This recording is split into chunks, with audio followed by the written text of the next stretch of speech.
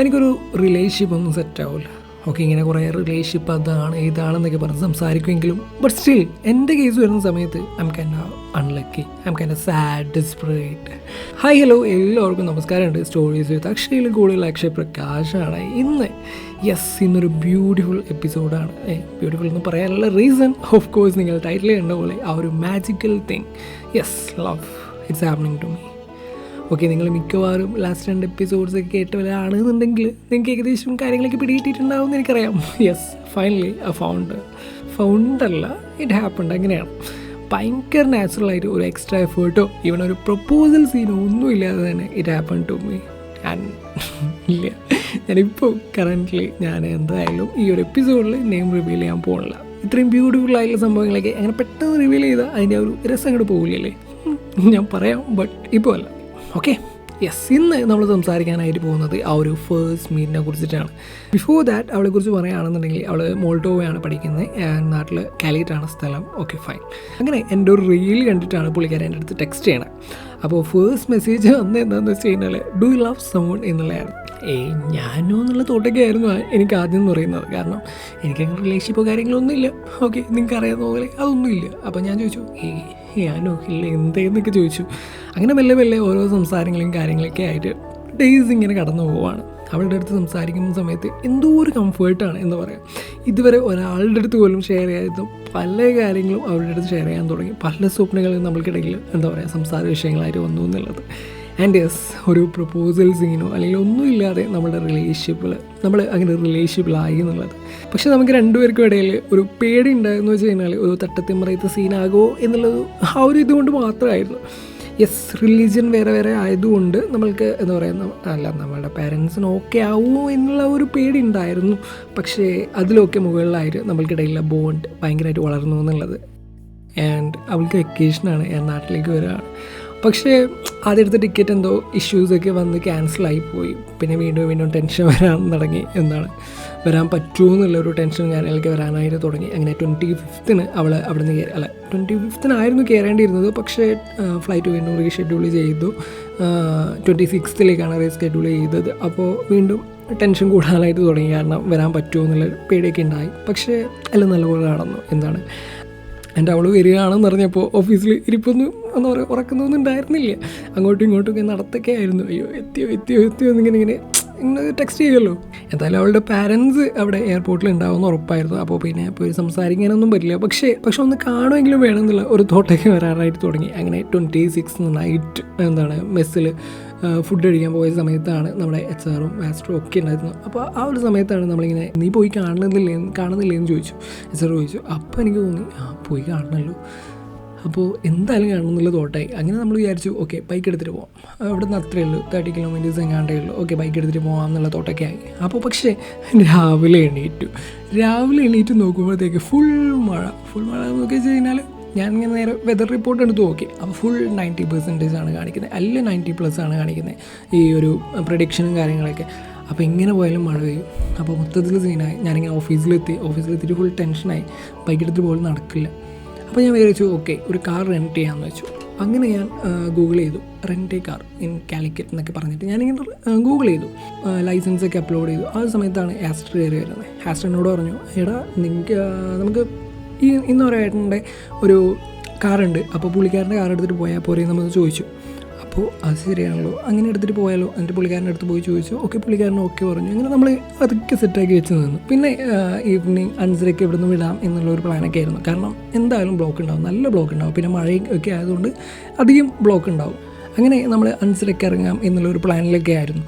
അപ്പോഴാണ് അച്ഛൻ വിളിച്ചിട്ട് പറയുന്നത് അച്ഛൻ്റെ ഇവിടെ വന്നിട്ടുണ്ട്, കാലിക്കറ്റ് വന്നിട്ടുണ്ട്. അപ്പോൾ അനിയത്തിൻ്റെ അഡ്മിഷനും കാര്യങ്ങളൊക്കെ ആയിട്ട് വന്നായിരുന്നു. അനിയത്തി വിളിച്ചിനും എല്ലാവരും ഉണ്ടായിരുന്നു.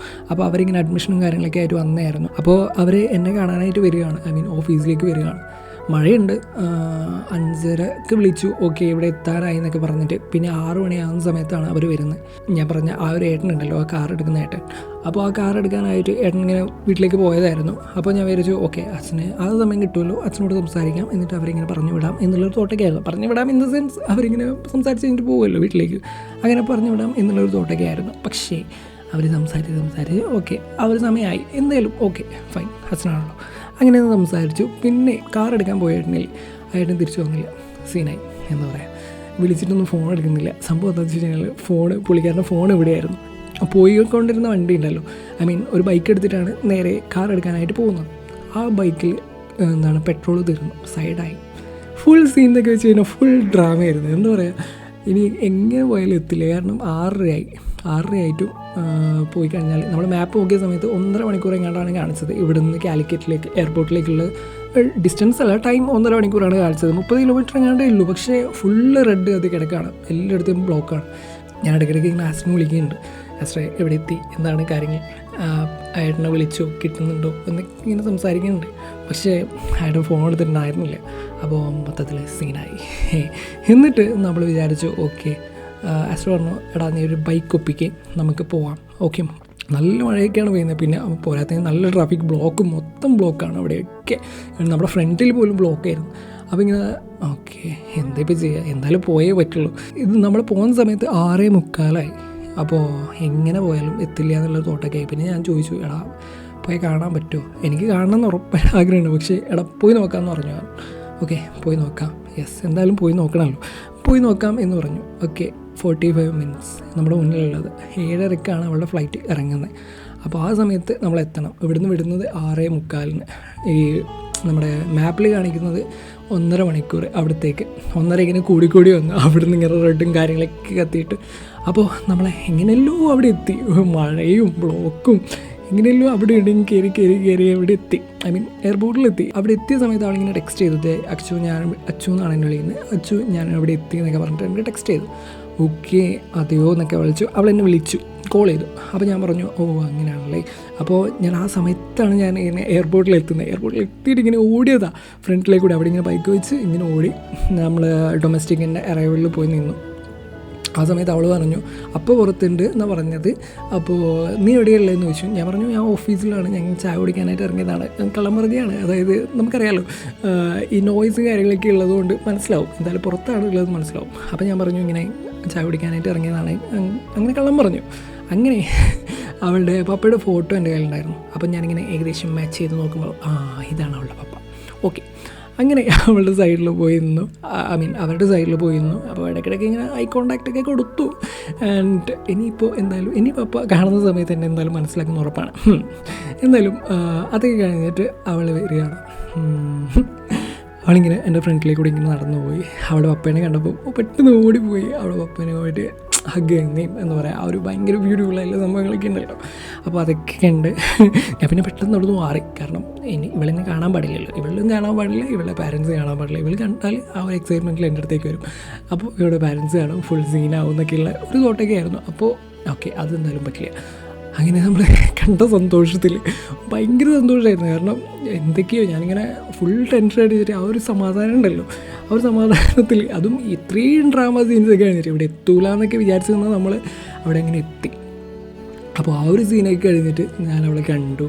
അപ്പോൾ ഞാനിങ്ങനെ നൈസായിട്ട് മെല്ലിങ്ങനെ മാറിയിരുന്നു. അപ്പോൾ അവൾ പെട്ടെന്ന് അവൾ ഇറങ്ങിപ്പോയി. ഐ മീൻ ശരിക്കുമുള്ള വഴിയിൽ കൂടെയല്ല അവൾ ഇറങ്ങി, അപ്പുറത്തേക്ക് കൂടെയാണ് ഇറങ്ങിയത്. അപ്പോൾ എനിക്ക് കണ്ടില്ല. ഞാൻ വിചാരിച്ചു ഓക്കെ ഇവളെവിടെ എന്ന് വിചാരിച്ചു. അപ്പോൾ പിന്നെ ആസ്ട്രോ പോയി നോക്കി. അപ്പോൾ പറഞ്ഞു ഇതേ ഒരു പുണ്ടോ ഉണ്ട്, ആ കാറിലാണ് പോയത് എന്നൊക്കെ പറഞ്ഞു. ഓക്കെ അയ്യോ അങ്ങനെയാണല്ലോ മിസ്സായത്. എന്തായാലും സമാധാനമായി, കാരണം കണ്ടല്ലോ. അപ്പോൾ പിന്നെ എങ്ങനെ സംസാരിച്ചു. അപ്പോൾ വീട്ടിൽ പോകുന്ന സമയത്ത് ബ്ലോക്കാണ്, മൊത്തം റോഡിൽ മൊത്തം ബ്ലോക്കാണ്. അപ്പോൾ നമ്മളിങ്ങനെ ആ കാറിനെ ഇങ്ങനെ ചേസ് ചെയ്യാനായിട്ട്, ഐ മീൻ ചേസ് ചെയ്യാനായിട്ട് എന്നല്ല, അതിൻ്റെ ബാക്കിൽ ഇങ്ങനെ പോകാനായിട്ട് തുടങ്ങി. പക്ഷേ എവിടെയും കണ്ടില്ല.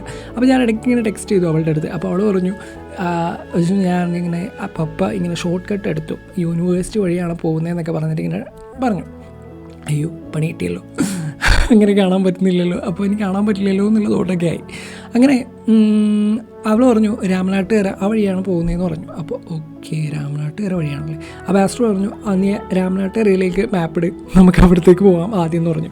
അങ്ങനെ നമ്മൾ അവിടെ പോയിരുന്നു. അങ്ങനെ മൊത്തത്തിൽ എന്താ പറയുക ഭയങ്കര ഡ്രാമയായിരുന്നു. പക്ഷേ അവൾ വേറെ ഏതോ വഴിയാണ് പോയത്, അവൾ വീട്ടിലെത്തി എന്നൊക്കെ പറഞ്ഞു. പക്ഷെ പോകുന്ന വഴിയിൽ അവൾ എനിക്ക് ടെക്സ്റ്റ് ചെയ്തു, ഞാൻ പപ്പയുടെ അടുത്തെല്ലാം പറഞ്ഞു എന്നൊക്കെ പറഞ്ഞിട്ട്. ഐ മീൻ നമ്മളുടെ റിലേഷൻഷിപ്പിൻ്റെ കാര്യം അവളുടെ പപ്പയുടെ അടുത്ത് പറഞ്ഞു എന്ന് പറഞ്ഞിട്ട്. അയ്യോ എനിക്ക് സത്യം പറഞ്ഞാൽ എനിക്ക് പേടിയൊക്കെ ആയിരുന്നു. കാരണം അയ്യോ ഇവളെന്തിനാണ് ഈ ഫസ്റ്റ് ഡേ തന്നെ പോയി പറഞ്ഞത്, ഇനി എന്തെങ്കിലും സീൻ ഉണ്ടാവുമോ എന്നുള്ള പേടിയൊക്കെ ആയിരുന്നു. പിന്നെ അവൾ പറഞ്ഞു ഓക്കെ പ്രശ്നമൊന്നുമില്ല, പപ്പ എല്ലാം ആലോചിക്കാം എന്നൊക്കെയാണ് പറഞ്ഞത് എന്നൊക്കെ പറഞ്ഞു.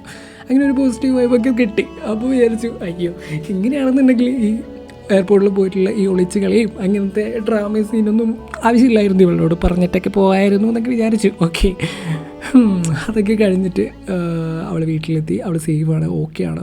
അങ്ങനെ 2-3 ദിവസം കഴിഞ്ഞു. ആൻഡ് ഇന്ന് എന്നാണ് ഡേറ്റ്? ഇന്ന് 30th ജൂൺ, ഇന്ന് വെള്ളിയാഴ്ചയാണ്. അവൾ രാവിലെ എന്നെ വിളിച്ചു. ഓക്കെ, എല്ലാ ദിവസവും ഇങ്ങനെ വിളിക്കുന്നുണ്ട്. അപ്പോൾ ഇങ്ങനെ സംസാരിക്കും, എവിടെ എത്തി എന്നൊക്കെ സംസാരിക്കും. അപ്പോൾ ഞാനിങ്ങനെ ഓഫീസിലേക്ക് വരുന്ന സമയമായിരുന്നു. അപ്പോൾ ഞാനിങ്ങനെ ഓഫീസിലെത്തി ആ ഒരു സമയത്ത് അവളിങ്ങനെ ചോദിച്ചു എവിടെ എത്തി എന്നൊക്കെ ഇങ്ങനെ ചോദിക്കുന്നുണ്ട്. അപ്പോൾ ഞാൻ പറഞ്ഞു ഓഫീസിൽ ഇങ്ങനെ ഉണ്ട്, താഴെയുണ്ട്, ചേച്ചി വന്നില്ല, ഷട്ടർ തുറന്നില്ല എന്നൊക്കെ പറഞ്ഞു. അപ്പോൾ ഞാനിങ്ങനെ പുറത്തേക്കാണ്. അപ്പോൾ അവൾ കോളുണ്ട്.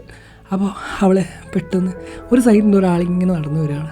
അപ്പോൾ ഞാനിങ്ങനെ നോക്കി, ഞാൻ ഒരു സെക്കൻഡിലേക്ക് ഫ്രീസായി പോയി. എന്താ പറയുക, ഭയങ്കര സർപ്രൈസ് ആയിപ്പോയി. കാരണം ഓക്കെ, ഞാൻ രാവിലെ എക്സ്പെക്റ്റ് ചെയ്യുന്നില്ല. ഞാൻ വിചാരിച്ചു ഓക്കെ വൈകുന്നേരം കണ്ട് വരികയായിരിക്കും, അല്ലെങ്കിൽ ഓഫീസ് ടൈമിലൊക്കെ ആയിരിക്കും വരിക എന്നൊക്കെ വിചാരിച്ച്. പക്ഷേ ഇവിടെ രാവിലെ തന്നെ കയറി വന്നു. അയ്യോ, എനിക്കാകെ ടെൻഷനും, എന്താ പറയുക, ടെൻഷനല്ല, എനിക്ക് പെട്ടെന്നൊരു ഞാൻ ഷോക്കായിപ്പോയി, സർപ്രൈസ് ആയിപ്പോയി. അങ്ങനെ അവൾ എനിക്കൊരു സർപ്രൈസ് തന്നു. പിന്നെ നേരെ നമ്മുടെ ക്യാബിനിലേക്ക് വന്ന് നമ്മളിങ്ങനെ സംസാരിച്ചു. അങ്ങനെ അവൾ ഇറങ്ങിപ്പോയി. ഭയങ്കര ബ്യൂട്ടിഫുള്ളാണെന്ന് വെച്ച് കഴിഞ്ഞാൽ ഭയങ്കര ബ്യൂട്ടിഫുള്ളായ സംഭവങ്ങളൊക്കെയാണ് നടന്നത്. കാരണം ഒന്നാമത് ഭയങ്കര ഡ്രാമയാണ് അവിടെ. അവളെ കാണാൻ പോയി ഫസ്റ്റ് ഡേ ഡ്രാമ തന്നെ നിങ്ങളോട് പറഞ്ഞല്ലോ, ഭയങ്കര ഡ്രാമയായിരുന്നു. ആൻഡ് സത്യം പറഞ്ഞാൽ അവളുടെ ഒരു കറേജാണ്. കാരണം അവൾ ഉപ്പയുടെ അടുത്ത് അതും ഫസ്റ്റ് ഡേ തന്നെ പോയി പറയാമെന്ന് പറയുമ്പോൾ അയ്യോ, ഞാനോട്ട് എക്സ്പെക്റ്റ് ചെയ്തിട്ടുണ്ടായിരുന്നില്ല. And things are fine. And ഞാൻ ഭയങ്കര ഹാപ്പിയാണ്. കാരണം ഞാൻ ഒട്ടും എക്സ്പെക്റ്റ് ചെയ്യാത്ത, എന്താ പറയുക, ഞാൻ ഒട്ടും എക്സ്പെക്റ്റ് ചെയ്യാണ്ട് എൻ്റെ ലൈഫിലേക്കുള്ള റിലേഷൻഷിപ്പ് കടന്നു വന്നു. ഐ മീൻ, ഞാൻ ഭയങ്കര ലക്കിയാണ്. ഞാൻ ഭയങ്കര ഡെസ്പറേറ്റ് ആയിട്ട് നിന്ന സമയത്ത് എൻ്റെ ലൈഫിലേക്ക് ഒരു റിലേഷൻഷിപ്പ് വന്നു. ആൻഡ് ഞാൻ ഒട്ടും എക്സ്പെക്റ്റ് ചെയ്തിട്ടുണ്ടായിരുന്നില്ല ഫസ്റ്റ് തന്നെ. ആൻഡ് അവളും എക്സ്പെക്റ്റേഷൻ ഉണ്ടായിരുന്നുണ്ടാവില്ല. അപ്പോൾ അങ്ങനെ നമ്മൾ ആയിക്കഴിഞ്ഞിരിക്കുന്നു സുഹൃത്തുക്കളെ. അവളുടെ ഒരു ഡയലോഗാണ്, അതായത് അവളൊരു ഡയലോഗ് പറഞ്ഞിട്ടുണ്ടായിരുന്നു എൻ്റെ അടുത്ത്. ഓക്കെ അജു, 2 ആൾക്കാർ ഒരുമിച്ച് ഇങ്ങനെ നടന്നു പോവുകയാണ്. അപ്പോൾ ഒരു മൊമെൻറ്റിൽ നടന്നു പോകുന്നതിനിടയിൽ ഒരു മൊമെൻറ്റിൽ അവർക്ക് ഒരുമിച്ച് കൈപിടിച്ച് നടക്കാനായിട്ട് തോന്നുകയാണെന്നൊക്കെ. ഓക്കെ, ഞാനിത് ലാസ്റ്റ് എപ്പിസോഡിൽ പറഞ്ഞിട്ടുണ്ട്. Okay fine, what. 2 ആൾക്കാർ ഒരുമിച്ച് നടന്നു പോകുന്ന ആൾക്കാർ അവർ കൈപിടിച്ച് നടന്നു പോവുകയാണ്. പിന്നീട് അവൾ ലൂക്കയിലെ ഒരു ഡയലോഗ് അയച്ചു തന്നു. അതായത് ഈ റിലേഷൻഷിപ്പ് എന്ന് പറയുന്ന സംഭവമൊക്കെ ഇങ്ങനെ ആലോചിച്ച് പ്ലാൻ ചെയ്ത് ഒക്കെ ചെയ്യേണ്ട ആവശ്യമില്ലല്ലോ. ഐ മീൻ, ഇതൊക്കെ ഇങ്ങനെ ഇതേപോലെ നാച്ചുറലായിട്ട് നടക്കണം എന്നുള്ളത്. യെസ്, അതേപോലെ നാച്ചുറലായിട്ട് നടന്നു. Yes, and I M so happy. കാരണം ഞാൻ ആദ്യം വിചാരിച്ചത് ഇതിനുള്ളിൽ വരില്ല എന്നാണ്. ഐ മീൻ, അങ്ങനെയായിരുന്നു എൻ്റെ എപ്പിസോഡ് പ്ലാൻ ചെയ്തിട്ടുണ്ടായിരുന്നത്. ഓക്കെ, അവളെ എനിക്ക് കാണാനായിട്ട് ഞാനിങ്ങനെ വെയിറ്റ് ചെയ്യുകയാണെന്നൊക്കെ പറഞ്ഞിട്ട്, അപ്പോൾ അവളെ അത് കേട്ടിട്ട് എങ്ങനെ വരുമല്ലോ എന്നുള്ള കാര്യത്തിൽ. പക്ഷെ അങ്ങനെയല്ല, രാവിലെ തന്നെ എനിക്ക് സർപ്രൈസ് വന്നിട്ട് പോയി. ആൻഡ് യെസ്, അങ്ങനെയായിരുന്നു എൻ്റെ ഈ റിലേഷൻഷിപ്പ് സ്റ്റാർട്ട് ചെയ്യുന്നത്. യെസ്, അപ്പോൾ നിങ്ങൾ കുറേ ആൾക്കാർ എനിക്ക് ടെക്സ്റ്റ് ചെയ്യാറുണ്ട്. അതായത് അക്ഷയ് റിലേഷൻഷിപ്പ് ഉണ്ടോ എന്നൊക്കെ ചോദിച്ചിട്ട്. യെസ്, ഇതാണ് എൻ്റെ റിലേഷൻഷിപ്പ്. അത് ഇപ്പോഴാണ് സംഭവിച്ചത്. ഞാൻ നിങ്ങളുടെ അടുത്ത് പറഞ്ഞിരിക്കുന്നു. യെസ്, ആ ഒരു കാര്യം ബാലൻസായി. Okay, yes. അപ്പോൾ എന്താ പറയുക, ഈ ഒരു എപ്പിസോഡ് കുറച്ച് ലെങ്തി ആയി പോയി തോന്നുന്നല്ലേ. Okay fine, whatever. എന്തായാലും എൻ്റെ സ്റ്റോറിയാണല്ലോ. അപ്പോൾ അത്യാവശ്യം ലെങ്ത്തും കാര്യങ്ങളൊക്കെ ഉണ്ടാവും, ചെറിയ ലാഗൊക്കെ ഉണ്ടാവും, ചെറിയ ഡ്രാമയൊക്കെ ഉണ്ടാവും. ചെറിയ ഡ്രാമയല്ല, നല്ല ഡ്രാമയൊക്കെ ഉണ്ടാവും. എൻ്റെ ലൈഫ് ആയതുകൊണ്ട് തന്നെ ഒരുപാട് ഡ്രാമ ഉണ്ടാവും. അപ്പോൾ അങ്ങനെ നമ്മുടെ ആ ഒരു റിലേഷൻഷിപ്പ് ഭയങ്കര ബ്യൂട്ടിഫുൾ ആയിട്ട് നടന്നിരിക്കുകയാണ് സുഹൃത്തുക്കളെ. ഐ മീൻ, സ്റ്റാർട്ട് ചെയ്തിരിക്കുകയാണ്. അപ്പോൾ കേട്ടുകൊണ്ടിരിക്കുന്നത് സ്റ്റോറീസ് വിത്ത് അക്ഷയാണ്, കൂടുതൽ അക്ഷയ് പ്രകാശാണ്. അപ്പോൾ പുതിയൊരു എപ്പിസോഡിൽ പുതിയൊരു വിശേഷങ്ങളും കാര്യങ്ങളൊക്കെ ആയിട്ട് വീണ്ടും കാണാം. ടാറ്റ, ബൈ.